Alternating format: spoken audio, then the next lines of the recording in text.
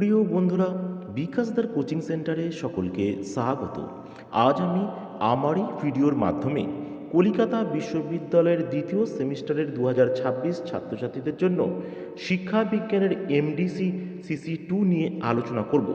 যারা এবছর সিসি2 paper MDC কোর্সে ভর্তি হয়েছ, তোমরা এই ভিডিওটি করলে এখানে যে গুরুত্বপূর্ণ প্রশ্নগুলো দেব বা বলবো সেগুলি করলে এখান থেকে সমস্ত প্রশ্নই তোমরা কমন পেয়ে যাবে। আর আমার কোচিং সেন্টারের হোয়াটসঅ্যাপ নাম্বার হলো 9007379001। এখানে দশম থেকে স্নাতক শ্রেণীর বিভিন্ন বিষয়ের উত্তরের পিডিএফ পাওয়া যায়। যাদের প্রয়োজন হবে স্ক্রিনে দেওয়া নাম্বারে হোয়াটসঅ্যাপের মাধ্যমে যোগাযোগ করতে পারবে। তো চলো আমরা ভিডিওটি শুরু করি। দ্বিতীয় সেমিস্টারে তোমাদের সিলেবাসটা একটু দেখে নাও। 3টি ইউনিট রয়েছে বা 3টি অধ্যায় রয়েছে। Relations between psychology and education, এর meaning and definition of education and psychology and their relationship. লার্নিংয়ে রয়েছে concept and characteristics, memorization and ফরগেটিংয়ে রয়েছে process of memorization, causes of forgetting and economical ways of improving memorization. আর পার্সোনালিটির যে concept, definition আর personality traits. এবার দ্বিতীয় ইউনিট বা অধ্যায়ে রয়েছে যে Piaget's cognitive development theory, Erikson psychosocial development theory, Kohlberg moral development theory and ভাইগটস্কির সোশ্যাল ডেভেলপমেন্ট থিওরি। এই 4টি থিওরি তোমাদের করতে হবে। সেখান থেকে কিন্তু 5 অথবা 10 যে প্রশ্ন আসার কথা সেগুলো আসবে। এবারে তৃতীয় অধ্যায় ইন্টেলিজেন্স বা বুদ্ধি রয়েছে, concept of intelligence, theories of intelligence by Spearman, Thorndike and Guilford, types and use of intelligence test, আর concept of emotional intelligence and EQ. অর্থাৎ এখানে তোমাদের 2025 সালে যে প্রশ্নগুলো এমডিসিতে পড়ে গিয়েছিল সেগুলো দেখো। 75 নম্বরের মোট লিখিত পরীক্ষা হয়, যার মধ্যে তোমাদের 3টি 10 নম্বরের প্রশ্ন, আর 5টি 5 নম্বরের প্রশ্ন, আর 10টি 2 নম্বরের প্রশ্ন করতে হয়। আমার এই ভিডিওতে যে প্রশ্নগুলি আমি বলবো এখানে আগে দেখে নাও। ব্যক্তিত্বের সংজ্ঞা দাও, ব্যক্তিত্বের সংলক্ষণের বৈশিষ্ট্য লেখো, 10এ পড়েছিল। তবে ব্যক্তিত্বের সংলক্ষণ বলতে কী বোঝো 2026-এ 5-এ পড়তে পারে। এরিকসনের মনোসামাজিক বিকাশের তত্ত্বটি আলোচনা করো, এই তত্ত্বের তাৎপর্য লেখো। তবে এই প্রশ্ন এরিকসনের প্রশ্ন আসার সম্ভাবনা খুবই কম।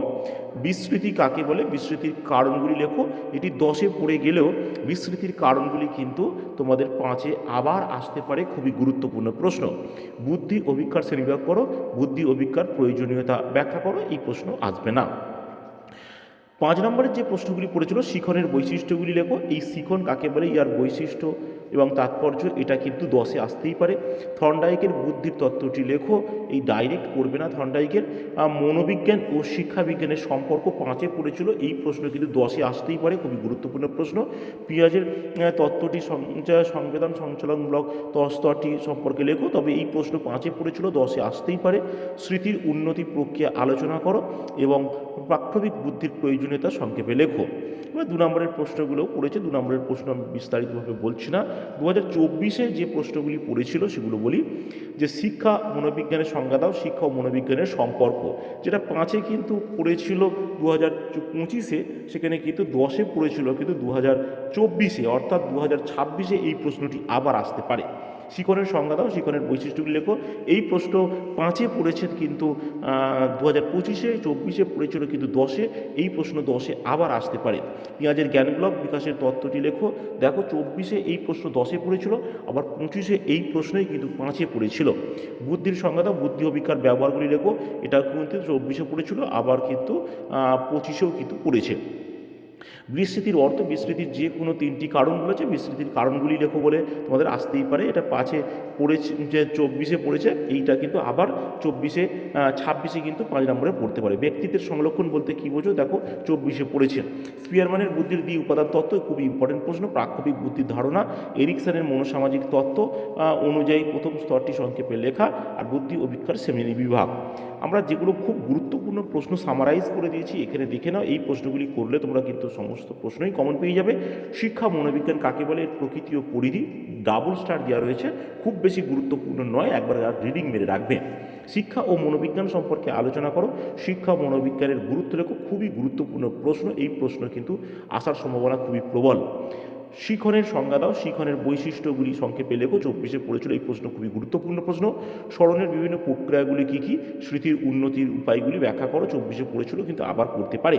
বিস্মৃতি কাকে বলে, বিস্মৃতির কারণগুলি লেখো। এটা 25-এ পড়ে গেলেও কিন্তু ফের পড়তে পারে। ব্যক্তিত্বের সংজ্ঞা দাও, ব্যক্তিত্বের সংলক্ষণের বৈশিষ্ট্যগুলি লেখো। এটাও কিন্তু ইম্পর্টেন্ট প্রশ্ন, 2025-এ পড়লেও কিন্তু আবার আসতে পারে। পিয়াজের জ্ঞানমূলক বিকাশের স্তরগুলি লেখো।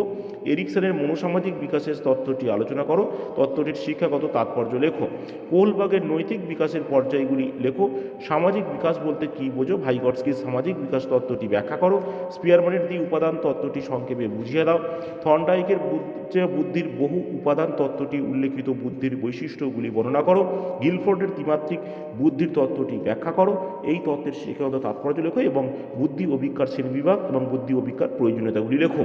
এই যে প্রশ্নগুলি আমি দিলাম, এই প্রশ্নগুলি করলে কিন্তু তোমরা সমস্ত প্রশ্নই কিন্তু কমন পেয়ে যাবে।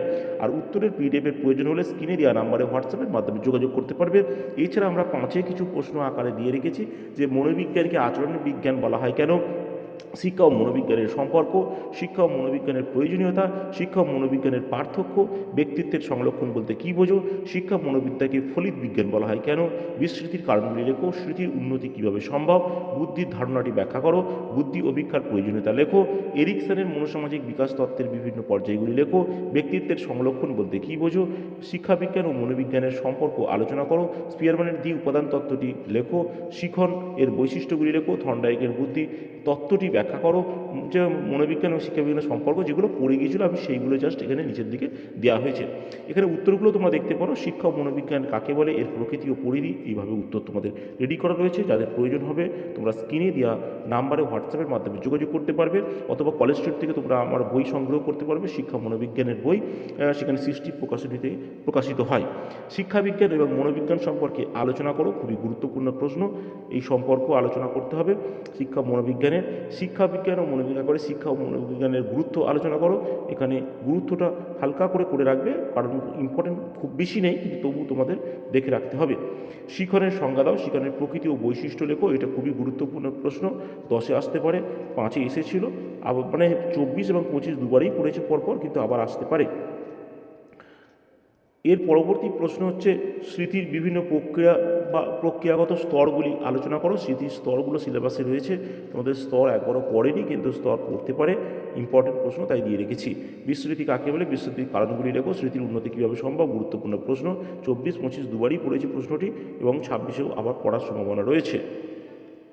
এর পরবর্তী প্রশ্ন, জ্ঞানমূলক বিকাশ বলতে কী বোঝো, পিয়াজের জ্ঞানমূলক বিকাশ তত্ত্বটি আলোচনা করো। ইয়ার শিক্ষাগত তাৎপর্য লেখো। 24 সালে পড়েছিল, 25-এ আবার এই প্রশ্ন ছোট প্রশ্ন আকারে এসেছে, আবার কিন্তু 26-এ বড় আকারে আসতে পারে। কোহলবার্গের নৈতিক বিকাশের পর্যায়গুলি লেখো। এই বিদ্যালয় শিক্ষকের ভূমিকা লেখো, গুরুত্বপূর্ণ প্রশ্ন। এরপর ভাইগটস্কির সামাজিক নির্মিতিবাদ তত্ত্বটি ব্যাখ্যা করো। শিক্ষাক্ষেত্রে এই তত্ত্বের গুরুত্ব লেখো। পরবর্তী প্রশ্ন, এরিকসনের মনোসামাজিক তত্ত্ব, তবে এটি 25-এ পড়ে গেছে, এই প্রশ্নটি 26-এ আসার সম্ভাবনা কম রয়েছে। পেঁয়াজে পড়তে পারে, কিন্তু এরিকসন অতটা গুরুত্বপূর্ণ নয়। স্পিয়ারম্যানের উপাদান তত্ত্বটি সংক্ষেপে বুঝিয়ে দাও। এই তত্ত্বের শিক্ষাগত তাৎপর্য 24-এ পড়েছে, এই প্রশ্ন কিন্তু 26-এ আবার আসতে পারে। বুদ্ধি কাকে বলে, বুদ্ধির বৈশিষ্ট্যগুলি লেখো। শিক্ষাক্ষেত্রে বুদ্ধির গুরুত্ব লেখো। বুদ্ধির গুরুত্ব আলাদাভাবে 5-এ পড়েছে এবং আসতেই পারে, খুবই গুরুত্বপূর্ণ প্রশ্ন। 5 নম্বরের প্রশ্ন যদি পড়ে থাকে তাহলে 10-এ আসবে, 10-এ যদি পড়ে থাকে 5-এ আসে, কিন্তু প্রশ্ন রিপিট হয়। গিলফোর্ডের ত্রিমাত্রিক বুদ্ধি তত্ত্বটি আলোচনা করো বা ব্যাখ্যা করো। শিক্ষাগত তাৎপর্য লেখো। 24-এ পড়েছিল, খুবই ইম্পর্টেন্ট প্রশ্ন গিলফোর্ডের।